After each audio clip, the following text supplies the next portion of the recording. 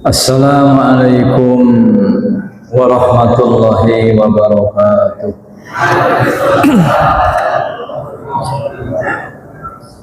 Alhamdulillah alladzi hadana li hadza wa ma kunna linahtadiya laula an hadanallah. Asyhadu an la ilaha illallah wahdahu la syarika lah wa asyhadu anna Muhammadan abduhu wa rasuluh arsalahu bil haqqi basyira wa nadhira da'iyan ila Allah bi'idhihi wa sirajan munira.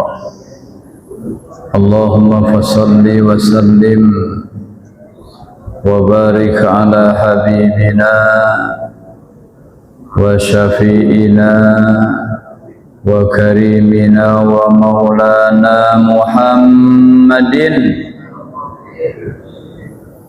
Allahumma fassalli wa sallim wa barik ala habibina wa syafi'ina wa maulana Muhammadin wa ala alihi wa ashabihi wa man tabi'ahum bi ihsanin ila yaumiddin. Amma ba'du, faqad qala Allah ta'ala fil Qur'anil Karim wa huwa asdaqul qailin. A'udzu billahi minasy syaithanir rajim. Bismillahirrahmanirrahim.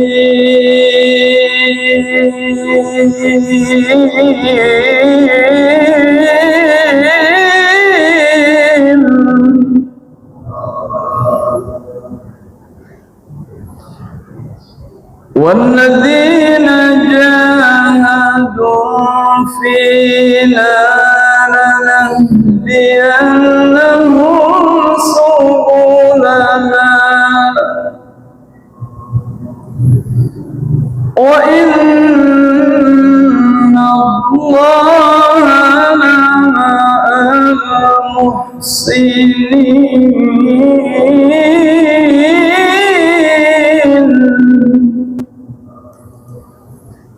Qala Nabi sallallahu alaihi wasallam, kifduna ra'ik fil hayati mujahidan, innal hayata al-aqidatu wal jihad. Shadaqallahul azim.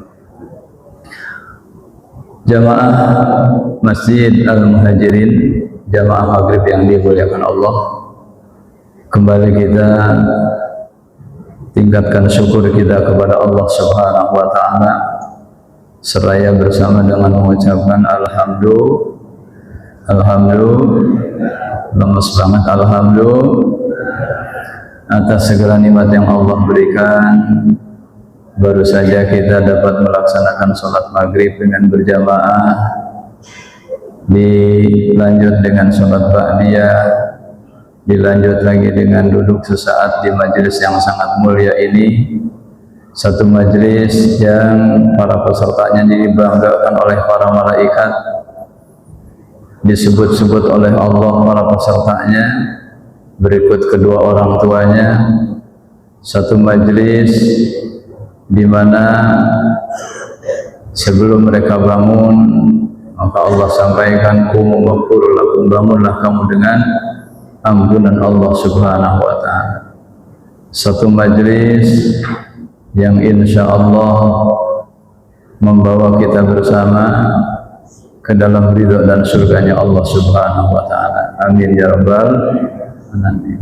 Junjungan kita Nabi besar Muhammad sallallahu alaihi wasallam beri satu kabar gembira kepada kita semua.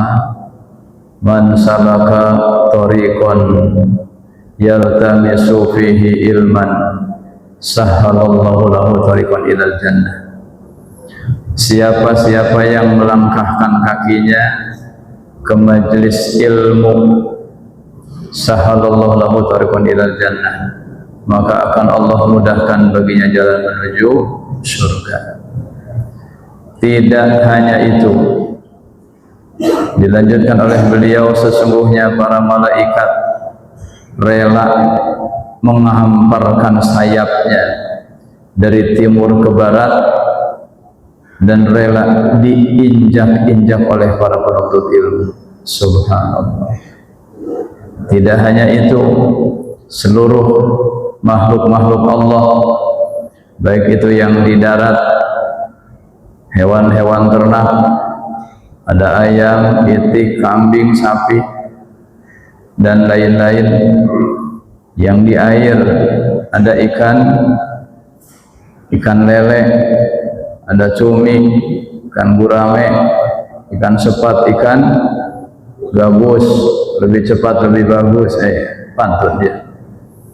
Juga makhluk-makhluk yang di udara, burung-burung, ya, berbagai macam jenis namanya, mendoakan kepada para penuntut ilmu. Alhamdulillah.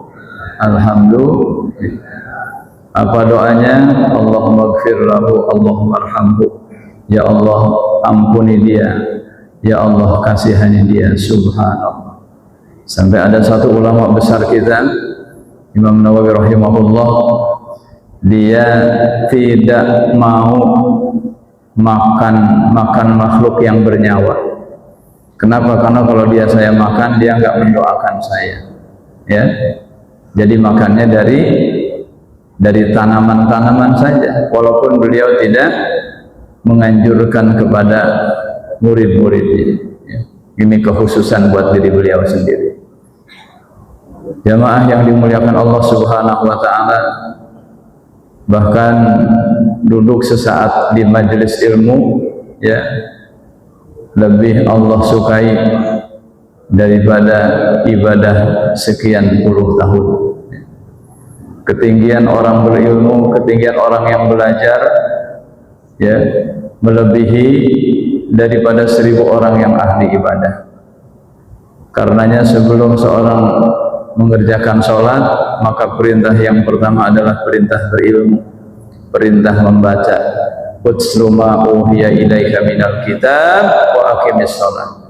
Bacalah atau belajarlah apa yang diwahyukan kepadamu berupa Quran, barulah mendirikan sholat. Jamaah yang dimuliakan Allah Subhanahu wa ta'ala, kali ini coba kita bermudzakarah masalah haji dilihat dari segi sejarah. Disampaikan tadi pembawa acara, ya, materi kita materi tarikh, maka apapun bentuk materi kita coba lihat dari segi sejarahnya. Jamaah yang dimuliakan Allah, bicara tentang ibadah haji, ini adalah satu perjalanan yang panjang luar biasa, melintasi tidak hanya tahunan tapi sampai kepada ribuan tahun namanya, ya, ribuan tahun namanya, ya. Dimulai dari siapa itu? Dimulai sebelum dari Nabi kita Muhammad sallallahu alaihi wasallam.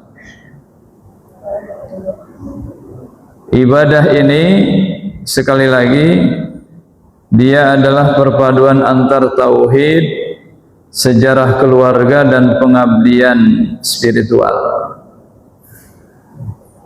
Yang pertama kita bicara ibadah haji yang diawali dengan eranya Nabi Ibrahim alaihi salam, sang pembangun Ka'bah. Disebutkan dalam ayat, inna awwala baitin wudi'a lin-nasi lalladzi bi Bakkata mubarakah.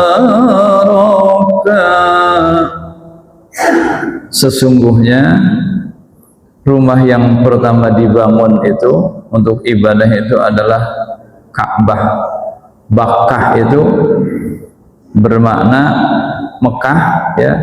Ka'bah secara bahasa, Bakkah itu dari kata bakaya beki, menangis. Memang rata-rata ketika orang pertama kali berkunjung ke Ka'bah, insya Allah semuanya menangis, ya.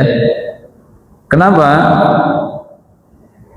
Karena ketika kita sholat hari-hari, ya, yang belum ya melihat Ka'bah secara langsung, itu kan baru apa ya? Baru ucapan. Ya.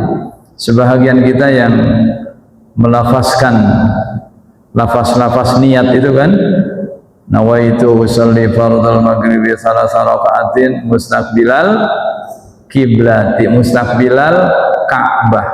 Kan baru ucapan itu. Ya.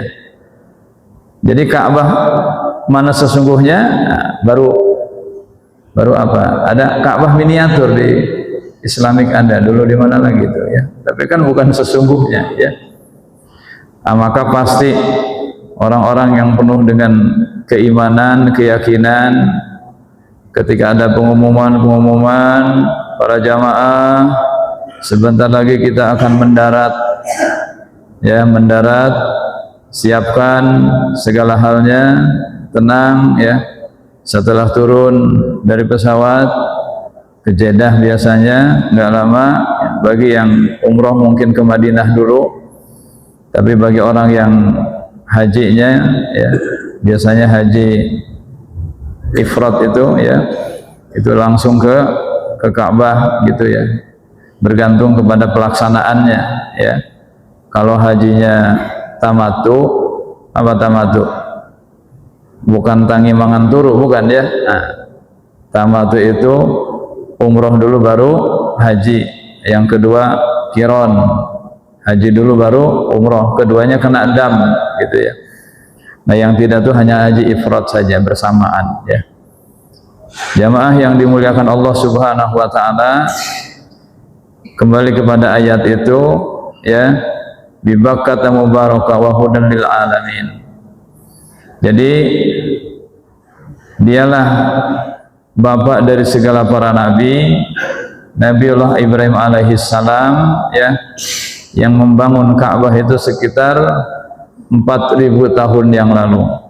Itu atas perintah Allah Subhanahu wa ta'ala.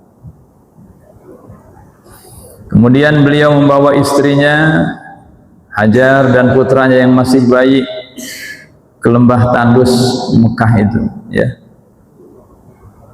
Andai sekarang ada gitu ya, suami bawa istri, bawa anaknya ke lembah tandus, pasti dibilang suami gila.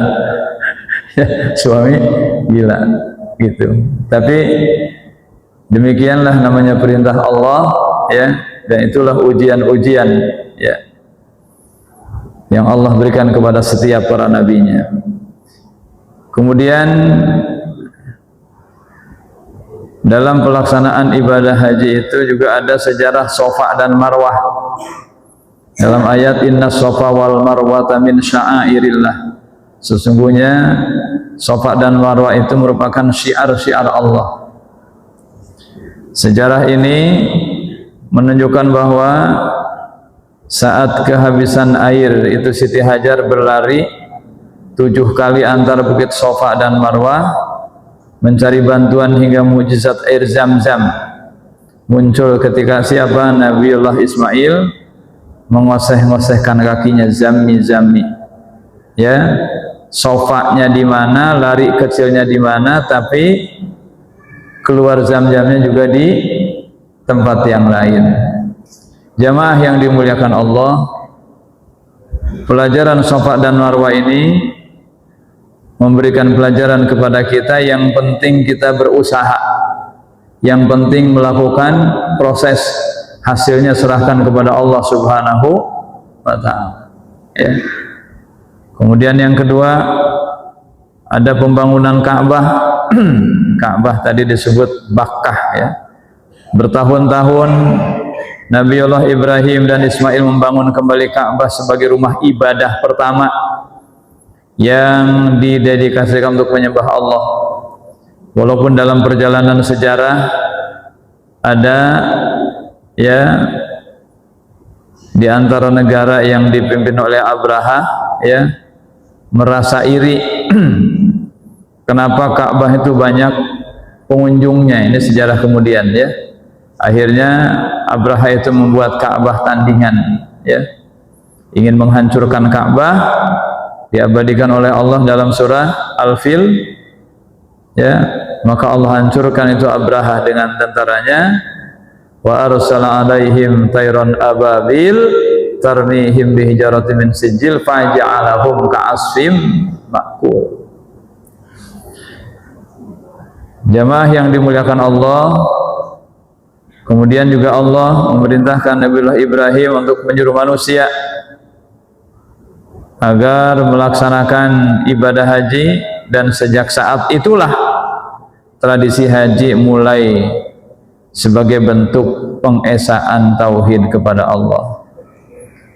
Jamaah yang dimuliakan Allah, jadi sebelum perintah ibadah haji yang Allah berikan kepada Nabiullah Ibrahim, itu Allah memerintahkan apa? Memerintahkan rumah ibadah terlebih dahulu, ya. Maka ini satu pelajaran buat kita, ketika rumah ibadah sudah ada, masjid sebesar ini, maka perintah berikutnya adalah untuk memakmurkannya. Jamaah yang dimuliakan Allah, dalam perjalanan sejarah, ya, rupanya yang namanya manusia, ya, ini kadang ada saja perilaku-perilaku yang nyeleneh, menyimpang. Sebagaimana Nabi Musa meninggalkan kaumnya Bani Israel beberapa saat, ya, dia kemudian menyembah sapi. Maka demikian juga seiring berjalannya waktu, tradisi suci yang diajarkan Nabi Ibrahim itu mulai menyimpang. Masyarakat Arab mulai memasukkan unsur-unsur kemusyrikan dalam ritual haji itu. Yang pertama apa ini? Ini kita bicara sejarah haji sebelumnya, ya. Ini bicara penyimpangan dalam ibadah haji.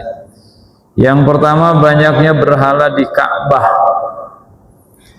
Jemaah tahu berapa itu berhala yang ada di Ka'bah? Enggak tanggung-tanggung. Jumlah berhalanya itu ada 360. Masya Allah, ya. Yang tadinya kosong, macam-macam lah. Orang menamakan adalah Lata, Uzza, Hubal dan lain-lain, ya. Lebih dahsyat lagi, ya, beberapa suku melakukan tawaf. Tawaf. Apa tawaf itu? Mengelilingi Ka'bah. Itu mereka melakukan tawaf tanpa busana. Allahu Akbar, innalillah, ya. Dan sambil bersiul-siul, bertepuk tangan, ya, mengubah syair-syair talbiyah dengan memuja berhala.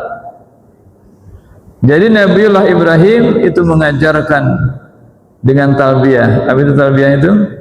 Labbaik Allahumma labbaik, labbaik la syarika laka labbaik, innal hamda wan ni'mata lak wal mulka la syarika lak, innal hamda wan ni'mata lak wal mulka la syarika lak.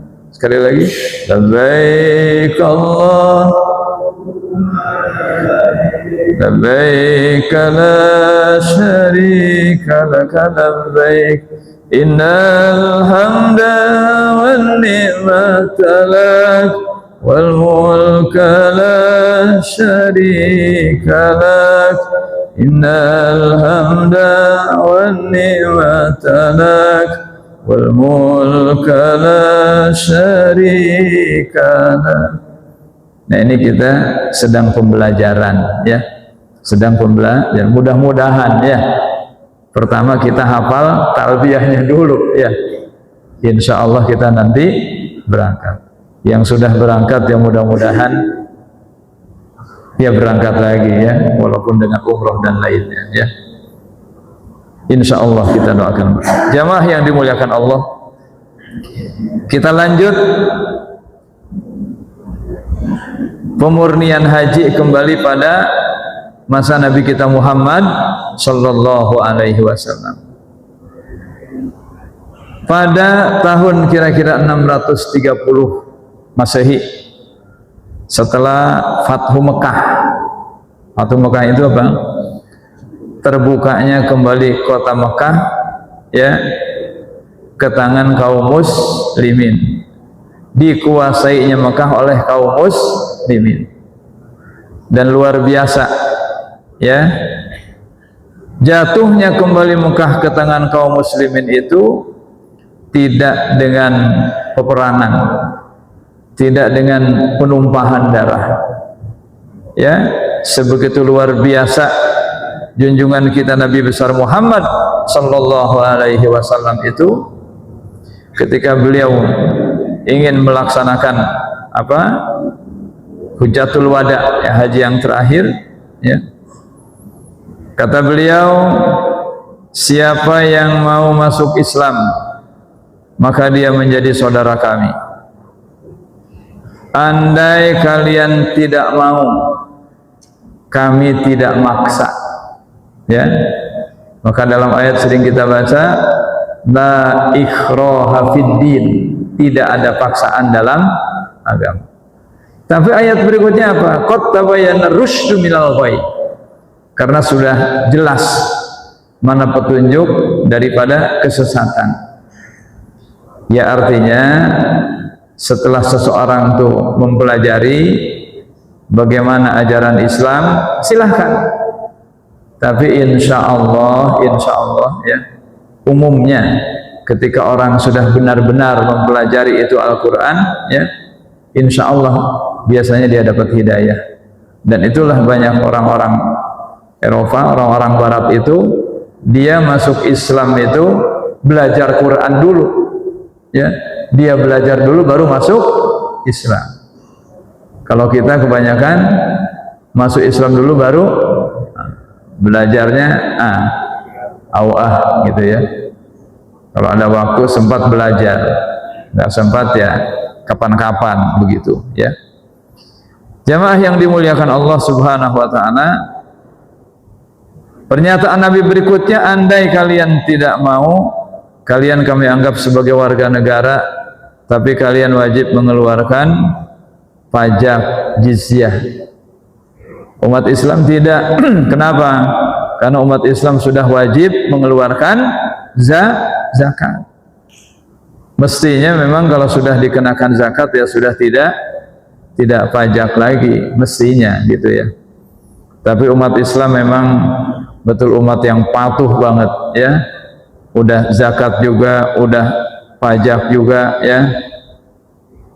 Walaupun wallahu a'lam bishawab, ya, penggunaan pajak dan seterusnya, ya. Jamaah yang dimuliakan Allah Subhanahu wa taala, maka Nabi kita Muhammad sallallahu alaihi wasallam pada Fathu Mekah itu beliau mengadakan apa? Haji Wada pada tahun 10 Hijriah. Inilah pemurnian kembali ibadah haji. Dan Nabi memimpin ribuan umat Islam untuk melaksanakan haji. Kebanyakan para ahli tarikh menyebut bahwa haji itu merupakan haji pertama dan haji terakhir. Makanya disebut dengan haji wada. Sedikit para ahli tarikh, ya, yang berpendapat kalau Nabi itu hajinya lebih dari sekali, ya. Jadi kebanyakan para ahli tarikh menyepakati bahwa Nabi kita itu ya haji pertama itulah haji yang terakhir, gitu. Jamaah yang dimuliakan Allah, ya. Di kesempatan itu juga beliau mengajarkan apa? Bagaimana cara menasik haji yang benar. Dalam satu hadis yang masyhur, khudhu anni manasikakum, ambillah cara manasik itu daripadaku, ya. Kemudian pada haji wada itu pula beliau menyampaikan khutbah Arafah, ya. Singkatnya bahwa dalam pesan khutbah Arafah itu beliau menekankan apa? Pesan-pesan penting. Pertama tentu tentang kesetaraan manusia. Artinya manusia itu di hadapan Allah semuanya sama. Kemudian mengenai hak-hak wanita, demikian juga mengenai riba, ya. Jamaah yang dimuliakan Allah Subhanahu wa taala, sedikit kita coba gali apa itu isi yang Nabi sampaikan dalam apa khutbah Arafahnya itu, ya. Yang pertama tadi secara sederhana, ya, adalah mengenai perlindungan jiwa, harta dan kehormatan. Kata beliau dalam satu hadis, "Hei manusia, sesungguhnya darahmu, hartamu dan kehormatanmu suci atas kalian semua, sebagaimana sucinya hari ini, di bulan ini dan di negeri ini, ya, di negeri yang aman ini."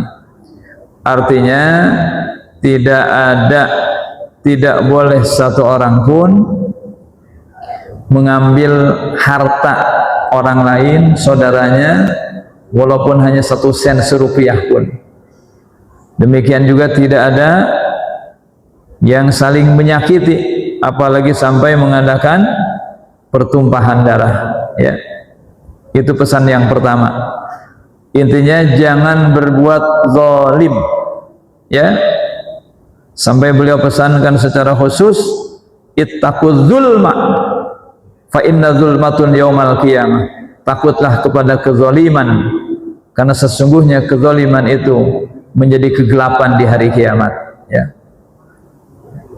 Yang kedua, pesan beliau dalam Hujjatul Wada itu tentang kesetaraan manusia.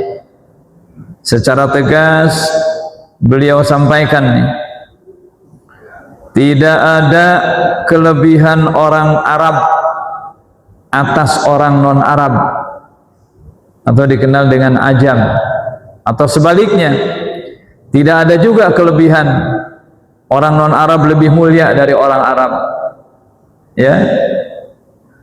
Juga tidak ada orang kulit putih lebih mulia dari kulit hitam, atau sebaliknya, kulit hitam lebih mulia dari kulit putih. Tidak. Itu bukan standar kemuliaan. Kemuliaan kalian itu diukur dengan ketakwaan. Diabadikan oleh Allah dalam surah Al-Hujurat, "Ya ayyuhan nasu inna khalaqnakum min dzakarin wa unsa."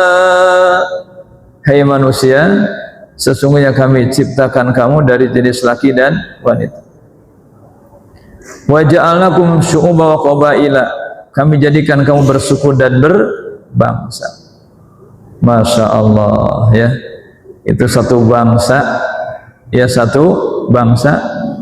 Berapa suku tuh, ya? Ada Jawa, ada Sunda, ada Batak, dan banyak lagi yang lainnya, ya, betul. Jamaah yang dimuliakan Allah Subhanahu wa ta'ala, maka ayat berikutnya, "Inna akramakum indallahi atqakum." Sungguh yang paling mulia di antaramu adalah orang yang paling takwa, ya. Jamaah yang dimuliakan Allah, semua manusia berasal dari Adam dan Hawa dan berasal dari tanah, ya. Kemudian pesan berikutnya dalam Hujjatul Wada itu adalah mengenai hak-hak wanita. Nabi memberikan pesan yang kuat, ya, untuk memperlakukan wanita dengan baik. Dalam satu hadis, "Ma akramun nisa illa karim, wa ma ahanahunna illa laim." Tidak ada orang yang memuliakan wanita kecuali orang yang mulia, dan tidak ada yang merendahkan wanita kecuali orang yang rendah, ya. Dulu pada masa jahiliyah itu wanita dijual beli, ya. Orang merasa hina kalau hamil lahir anaknya seorang wanita, ya. Semuanya dihapus. Nabi angkat derajat wanita dengan suatu hadis, al-jannatu tahta aqdamil ummahat. Surga berada di bawah telapak kaki ibu. Subhanallah, ya. Maka beliau pesan, setelah beliau pesan ittaqullah, takwalah kalian kepada Allah, wattaqun nisa, dan takutlah kalian kepada wanita. Yang dimaksud apa? Yang dimaksud kepada hak-haknya, ya. Secara umum sudah banyak barangkali di antara sekian pasangan kehidupan keluarga suami istri, ya, merasakan bahwa memberi nafkah, memberi makan itu wajib, memberi minum wajib, memberikan pakaian wajib, sampai berangkat gelap pulang gelap. Tapi berapa persenkah, ya, di antara sekian para kepala keluarga yang merasa kalau, ya, membetulkan sholat istri itu satu kewajiban, membetulkan bacaan Quran istri sebagai satu kewajiban, dan seterusnya, ya. Inilah yang Nabi juga sampaikan, kullukum ra' wa kullukum mas'ulun an ra'iyati. Sungguh tiap-tiapmu adalah pemimpin dan bakal ditanya tentang kepemimpinan kamu. Para suami setelah dia ditanya tentang sholatnya, maka pertanyaan kedua, bagaimana sholat istrinya? Ya, bagaimana sholat istrinya? Bagaimana anak-anak wanitanya? Bagaimana saudara perempuannya? Termasuk juga bagaimana tanggung jawab dia kepada ibunya, ya. Berat juga, ya, begitu. Tapi insya Allah ketika kita mampu melakukan, surga di hadapan kita semua. Jamaah yang dimuliakan Allah, poin berikutnya tentang haji wada itu adalah penghapusan riba dan praktik jahiliyah, ya. Memang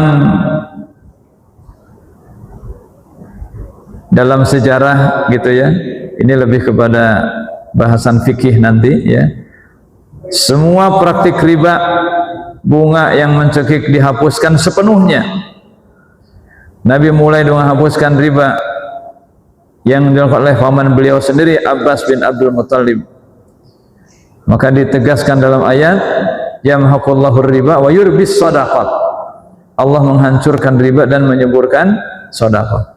Walaupun secara lahiriah orang yang melakukan riba itu bertambah, tapi hakikatnya dia merupakan sebuah kehancuran, ya. Bersedekah kelihatannya berkurang, tapi di balik itu Allah memberikan kesuburan dan keberkahan.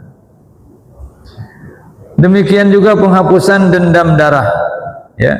Tradisi balas dendam antar suku dulu yang dikenal antara Aus dan Khazraj itu sangat luar biasa. Itu pertengkaran dua suku itu bukan hanya tahunan, tapi sampai puluhan tahun, bahkan menyebutkan sampai ratusan tahun. Maka setelah Nabi datang hijrah ke Madinah, ya, semuanya menjadi dua suku yang berdamai.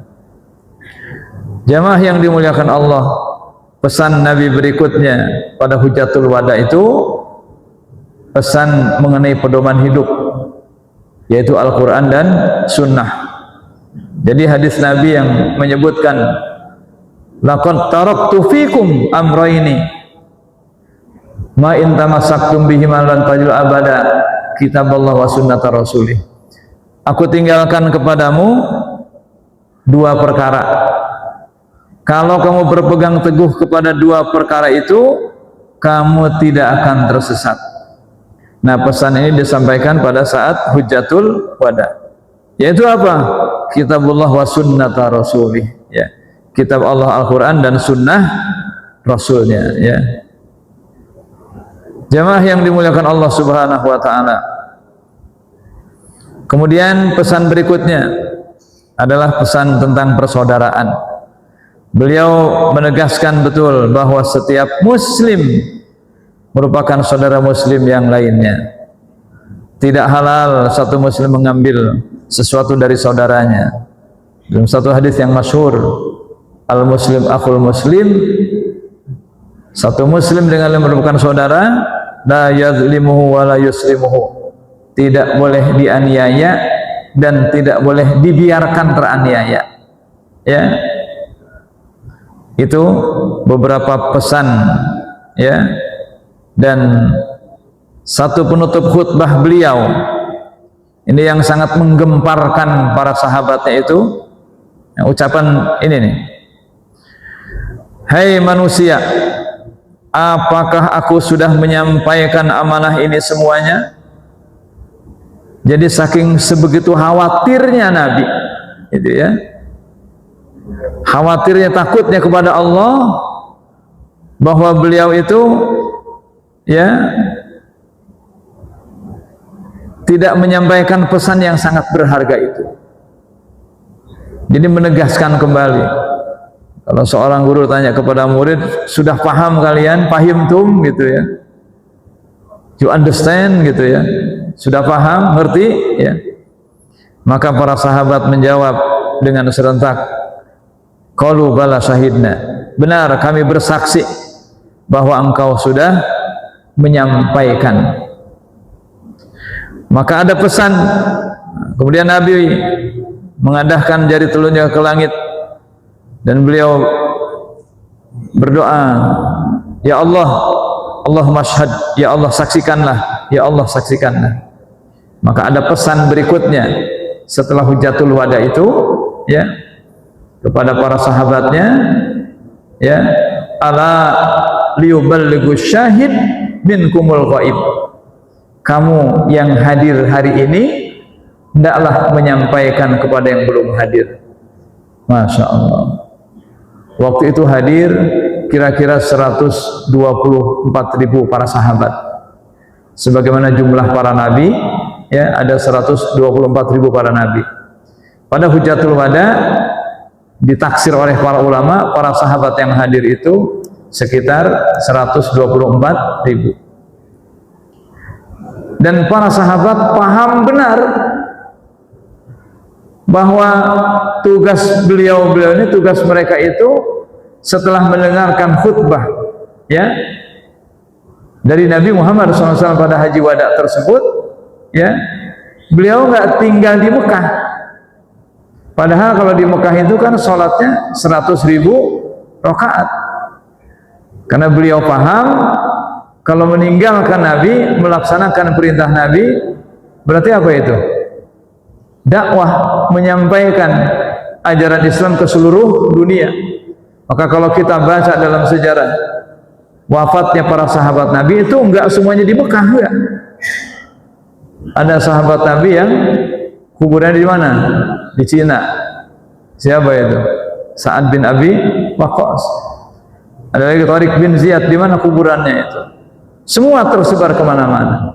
Kenapa? Karena ada perintah tadi, ala liyuballighu syahid minkumul ghaib. Nah, demikian juga perintah ayat wa ma arsalnaka illa kafatan linnas. Itu perintah kepada Nabi. Nah, adapun perintah kepada umatnya, kuntum khaira ummatin ukhrijat linnas ta'muruna bil ma'ruf wa tanhauna 'anil munkar. Kamu adalah umat yang terbaik.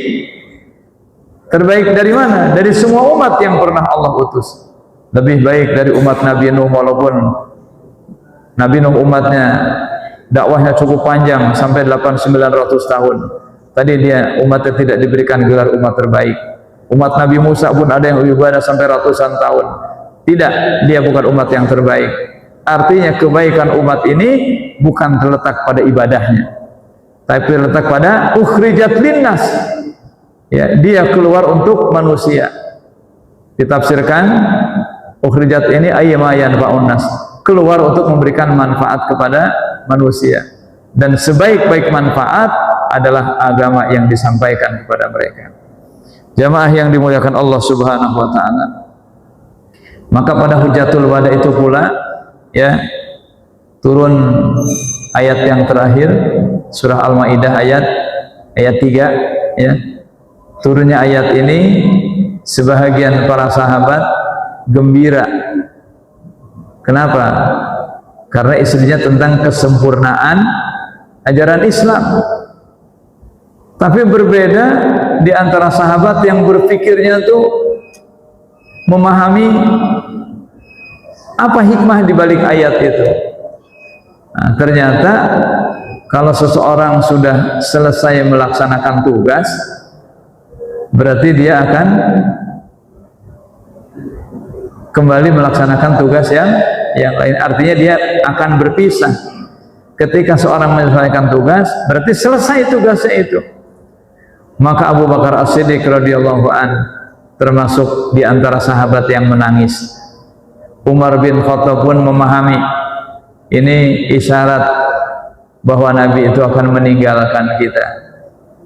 Benar, kira-kira 80 hari kurang lebih, ya.